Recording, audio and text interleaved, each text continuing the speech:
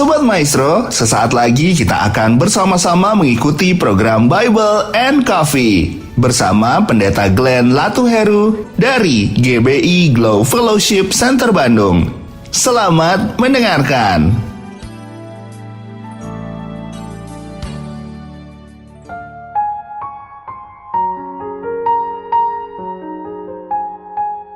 Shalom saudara dikasih dalam Tuhan.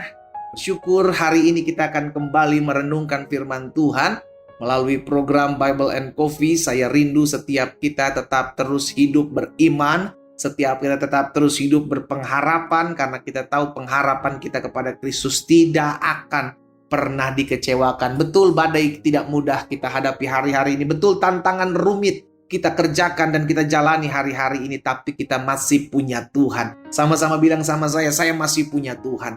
Amin. Kalau kita percaya bahwa kita masih punya Tuhan, bahwa kita juga yakin, berarti mujizat masih terjadi dalam kehidupan kita. Karena itu kita perlu firman Tuhan yang terus mengingatkan kita akan janji-janji Tuhan. Saudara dikasih dalam Tuhan, kita akan kembali merenungkan firman Tuhan. Kita berdoa, kita datang kepada Tuhan. Bapa, terima kasih buat kasih setia Tuhan dalam hidup kami. Terima kasih buat keberkatan Tuhan dalam hidup kami. Kami ada di hari yang baru, itu sebabnya kami bersyukur, bersuka cita ketika kami akan mendengarkan firman Tuhan. Karena kami tahu firman-Mu itu yang menjadi terang bagi kaki kami, pelita bagi jalan-jalan kami. Firman-Mu yang menuntun kami, mengarahkan kami masuk dalam seluruh rencana Tuhan yang ajaib. Karena itu biarlah hati kami siap untuk ditaburi kebenaran firman-Mu. Sampaikan sesuatu bagi masing-masing kami ya Roh Kudus. Di dalam nama Tuhan Yesus Kristus kami berdoa. Haleluya. Amin, amin. Puji Tuhan. Nah, saudara dikasih dalam Tuhan, ada satu pesan yang mesti kita ingat baik-baik yang sudah pernah disampaikan Rasul Paulus kepada anak didiknya Timotius di dalam 1 Timotius pasal yang keempat ayat 1 dan ayatnya yang kedua.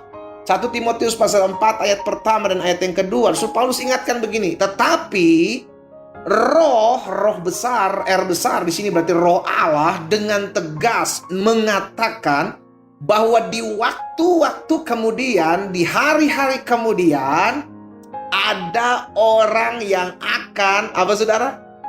Murtad. Wow, saudaraku. Ada orang-orang yang akan murtad di hari-hari kemudian, di hari-hari nanti, di hari-hari zaman akhir. Dan lalu mengikuti roh-roh penyesat dan ajaran-ajaran setan, ayat 2, oleh tipu daya pendusta-pendusta yang hati nuraninya memakai cap mereka.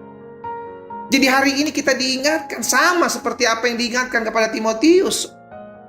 Kita diingatkan bahwa roh Allah dengan tegas mengatakan bahwa di waktu-waktu kemudian ada orang-orang yang akan murtad, saudaraku. Ada orang-orang yang akan mengikuti roh-roh penyesat. Ada orang-orang yang akan mengikuti ajaran setan-setan dengan tipu daya pendusta-pendusta yang hati nuraninya memakai cap mereka. Jadi hari ini kita diingatkan untuk selalu waspada. Sama-sama bilang sama saya harus waspada. Karena malaikat, sudah dikasih dalam Tuhan, iblis menyamar seperti malaikat terang. Kita pikir dia malaikat, tetapi menyesatkan, ternyata adalah iblis. Kita pikir dia domba, ternyata adalah serigala. Karena Alkitab mencatat bahwa ada jalan yang disangka lurus, tetapi ujungnya membawa maut. Nah, ada satu perkataan yang tadi kita baca ini, saudaraku, yang harus kita garis bawah. Lihat di ayat 2. Oleh tipu daya pendusta-pendusta yang hati nuraninya memakai cap mereka. Berarti segala sesuatunya dimulai dari hati. Kapan orang-orang murtad ini akan mengikuti roh-roh penyesat, akan murtad, akan mengikuti ajaran-ajaran setan, akan mengikuti tipu daya pendusta-pendusta? Ketika hati nuraninya sudah dikotori. Benarlah apa yang dikatakan Amsal, bahwa jagalah hatimu dengan segala kewaspadaan. Sebab dari sanalah terpancar kehidupan. Saudara dikasih dalam Tuhan. Suka atau tidak suka, terima atau tidak terima, senang atau tidak senang. Setan mulai dari hati. Setan dimulai dari hati. Karena hati kotor itulah menjadi penyebab orang kecewa. Hati kepahitan, hati luka, hati yang tidak terima dengan keadaan. Lihat sikapnya Saul. Dimulai dari hati yang mendengki kepada Daud, Alkitab katakan. Hati Saul itu benci banget sama Daud, saudara. Karena apa? Karena perkataan-perkataan perempuan yang bernyanyi-nyanyi. Saul mengalahkan beribu-ribu, Daud mengalahkan berlaksa-laksa. Dari situ Saul mulai overthinking. Wah, jangan-jangan nanti Daud ambil kedudukan gua sebagai raja. Wih, saudara dikasih dalam Tuhan. Dari saat itu Alkitab mencatat roh jahat menguasai Saul. Dimulai dari apa? Hati yang adalah pusat kehidupan. Makanya selalu saya ingatkan dan berulang-ulang saya akan terus sampaikan. Kalau hati kita telah dikotori dengan kecewa, kepahitan, luka, dimulai dari hal itu, maka kita sedang membuka celah untuk iblis mengintimidasi kita, untuk iblis membawa kita, menyeret kita. Akhirnya kita ujung-ujungnya murtad, jauh dari Tuhan, lari dari Tuhan. Mengerikan, saudara. Yesus sudah mengingatkan kepada kita. Di dalam Matius pasal 15 ayat 19 dan 20. Dari hati timbul segala pikiran jahat. Dari hati dulu. Baru dampaknya kepada pikiranmu. Hatimu kotor, pikiranmu kotor. Hatimu jahat, pikiranmu jahat.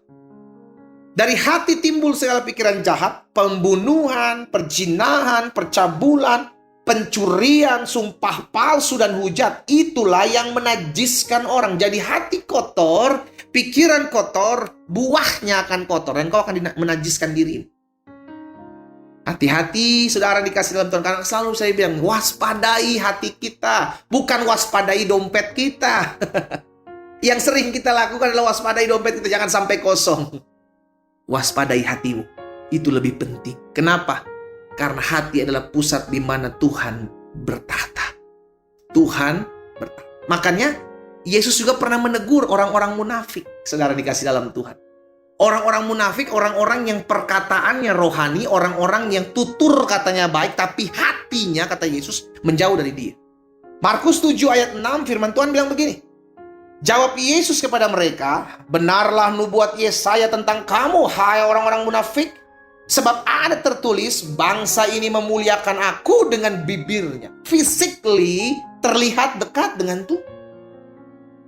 Tetapi hatinya jauh daripada aku. Inilah yang Yesus kecam sebagai orang-orang munafik. Berarti dengan kata lain yang Tuhan cari adalah hati. Karena ketika hati dipulihkan, maka bibir akan ucapkan ucapan yang memuliakan nama Tuhan. Makanya ketika Tuhan memulihkan seorang, maka Tuhan yang akan memulihkan terlebih dahulu adalah hatinya. Aku akan memberikan kepadanya hati yang baru, hati yang mengasihiku, hati yang mencintaiku. Itu hati yang Tuhan berikan. Saya berdoa setiap kita umat Tuhan yang olehnya Tuhan percayakan hari ini mendengarkan program ini, perenungan firman Tuhan ini. Selalu jaga hati kita.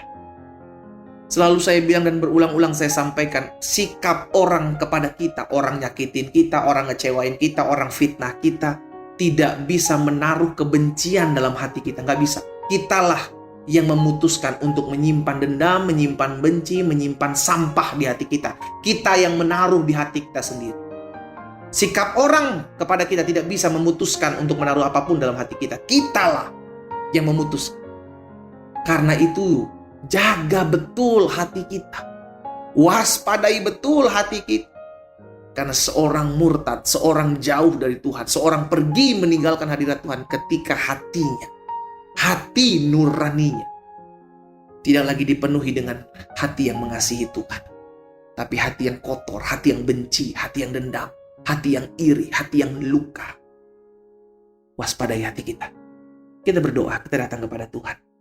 Bapa, dalam nama Yesus, Engkau melihat setiap hati kami. Hamba berdoa buat setiap umat Tuhan, dimanapun mereka berada saat ini, Bapa.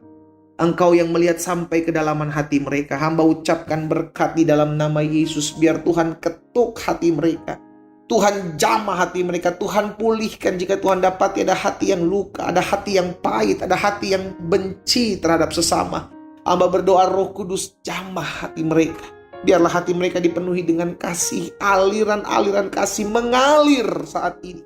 Di dalam nama Yesus kami tahu keputusan kamilah yang bisa menaruh apapun dalam hati kami. Itu sebabnya biarlah mulai hari ini hati kami dipenuhi dengan damai, dengan kasih, dengan tentraman daripada surga. Bapa, hamba berdoa, hamba ucapkan berkat di dalam nama Yesus. Kasih dari sorga memenuhi hati setiap umat-Mu hari ini. Di dalam nama Tuhan Yesus hamba berdoa. Amin.